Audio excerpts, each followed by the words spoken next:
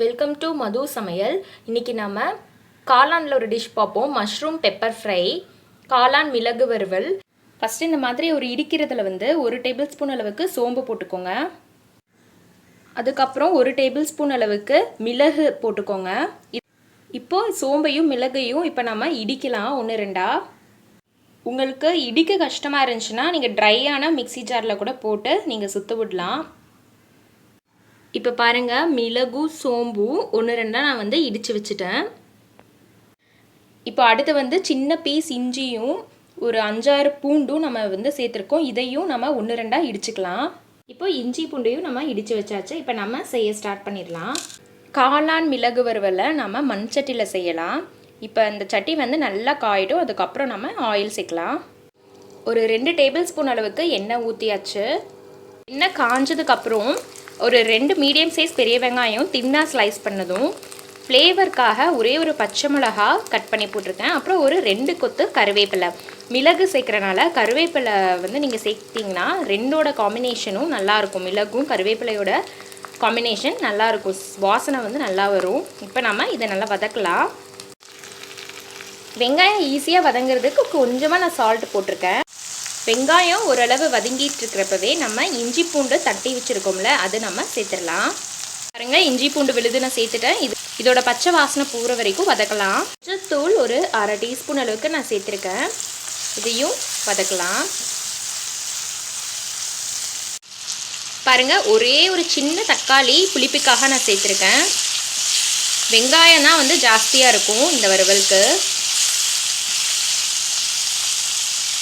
தக்காளி ஓரளவு நல்லா மேஷ் ஆயிடுச்சு. இப்போ நம்ம காளான் கட் பண்ணி வச்சுருக்கோம்ல, அதை நம்ம சேர்த்துடலாம். காளான் சேர்த்தாச்சு. நீங்கள் எந்த தண்ணியெல்லாம் ஊற்ற வேண்டியதில்லை. ஏன்னா மஷ்ரூம் காளானே நிறையா தண்ணி விடும். நீங்கள்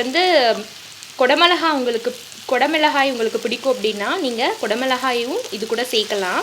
இன்றைக்கி நான் சேர்க்கலை. காளானை ஒரு வதக்கிட்டு மூடி வச்சுருக்கேன். கொஞ்சம் நேரம் கழித்து ஒரு நிமிஷம் கழித்து நம்ம ஓப்பன் பண்ணி பார்க்கலாம்.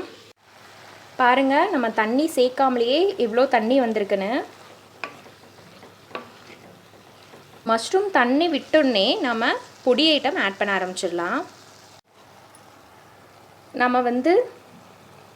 நம்ம ரெடி பண்ணி வச்ச இந்த பவுடர் சோம்பு மிளகு பவுடரும் உங்களோட காரத்துக்கு தகுந்த மாதிரி நீங்கள் சேர்த்துக்கோங்க. எல்லாமே சேர்க்கணுன்னு இல்லை.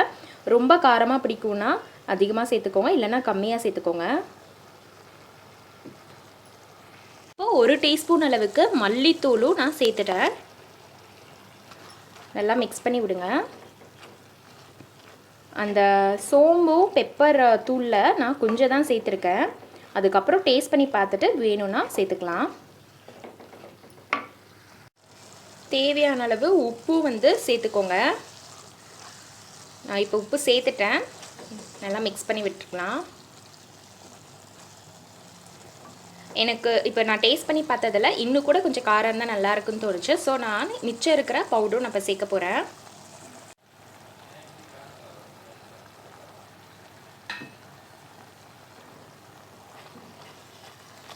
இந்த மிளகு பவுடர் நீங்கள் உங்கள் டேஸ்ட்டுக்கு தகுந்த மாதிரி போட்டுக்கோங்க. எல்லாத்தையும் போடணும்னு அவசியம் இல்லை.